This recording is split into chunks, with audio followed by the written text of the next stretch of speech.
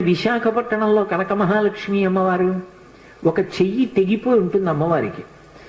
మరి ఆవిడ ఎంత అనుగ్రహమూర్తి! అసలు ఈ మార్గశీర్ష మాసంలో విశాఖపట్నంలో కనక మహాలక్ష్మి అమ్మవారి యొక్క దేవస్థానం ఇసకేస్తే రాలదు, అంతటి అనుగ్రహప్రదాయిని.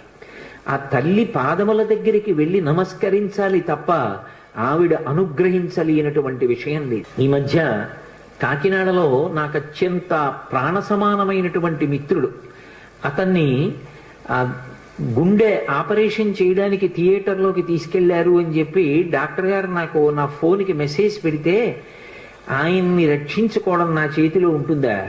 ఆ పరదేవత రక్షించాలి. పసుపు నీళ్లతో కనక మహాలక్ష్మి అమ్మవారికి అభిషేకం చేశా సమయంలో. తిరిగి వచ్చాను, శుభవార్త విన్నాను. ఆ తల్లి గొప్ప అనుగ్రహప్రదాయిని. ఆ తల్లి ఏమివ్వలేదు, ఏదైనా ఇస్తుంది.